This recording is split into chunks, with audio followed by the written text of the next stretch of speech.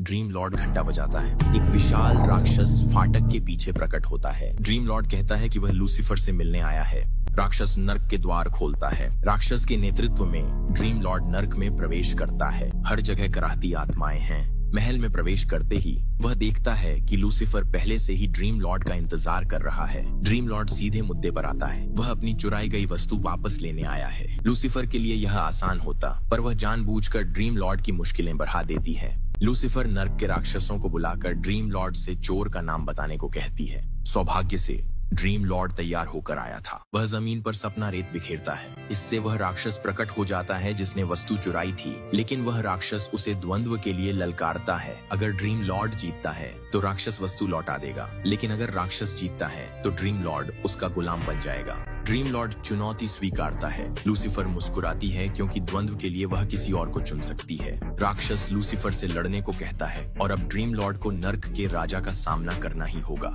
यह द्वंद्व मानवों के द्वंद्व से अलग है। यह आत्माओं के बीच की लड़ाई है। लूसीफर पहले हमला करती है। उसकी आत्मा एक भेड़िए में बदल जाती है। ड्रीम लॉर्ड तुरंत प्रतिक्रिया देता है। उसकी आत्मा एक शिकारी बन जाती है। ड्रीम लॉर्ड भेड़िए पर तीर चला देता है। पहले ही राउंड में लूसीफर घायल हो जाती है। उसके घाव से खून बहने लगता है, लेकिन लूसीफर जल्दी ही ठीक हो जाती है। उसकी आत्मा एक विषैली सांप में बदल जाती है। ड्रीम लॉर्ड को तुरंत सांप काट लेता है। जहर ड्रीम लॉर्ड के शरीर में फैल जाता है। ड्रीम लॉर्ड तुरंत एक शिकारी पक्षी में बदल जाता है।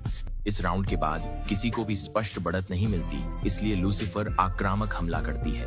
वह कसाई की छुरी पर बैक्टीरिया बन जाती है। घातक वायरस तुरंत ड्रीम लॉर्ड की आत्मा को भ्रष्ट कर देता है। ड्रीम लॉर्ड पीड़ा में पलटवार करता है। वह खुद को एक पूरी दुनिया में बदल देता है, एक ऐसी दुनिया जिसमें अनगिनत जीवन है। लेकिन लूसीफर जल्दी ही इसका हल ढूंढ लेती है। वह एक टूटता हुआ तारा बन जाती है जो पूरी दुनिया को नष्ट कर देता है। उसी क्षण ड्रीम लॉर्ड को गंभीर क्षति होती है। जैसे ही लूसीफर सोचती है कि उसने जीत लिया है, ड्रीम लॉर्ड खुद को पूरे ब्रह्मांड में बदल लेता है। वह सब कुछ अपनाता है और सभी जीवन को स्वीकार करता है। लेकिन लूसीफर तुरंत प्रलय के दैत्य में बदल जाती है। वह अंधकार बन जाती है जो सब कुछ समाप्त कर देता है। ड्रीम लॉर्ड तुरंत ही विनाश के कगार पर पहुंच जाता है। वह इतना कमजोर हो जाता है कि खड़ा भी नहीं हो सकता। उसी समय एक कौवा ड्रीम लॉर्ड के पास उड़कर आता है। वह अपने स्वामी से कहता है, जब तक आशा है तुम मर नहीं सकते। ये ड्रीम लॉर्ड को एक नया विचार देता है। मानवता की अपनी समझ का उपयोग करते हुए ड्रीम लॉर्ड खुद को आशा में बदल लेता है। इससे लूसीफर पूरी तरह से शक्तिहीन हो जाती है, क्योंकि वह आशा को भूल चुकी है। भले ही लूसीफर के पास सब कुछ नष्ट करने की शक्ति है, वह सबसे छोटी आशा को भी बुझा नहीं सकती। अंत में ड्रीम लॉर्ड द्वंद्व जीत जाता है।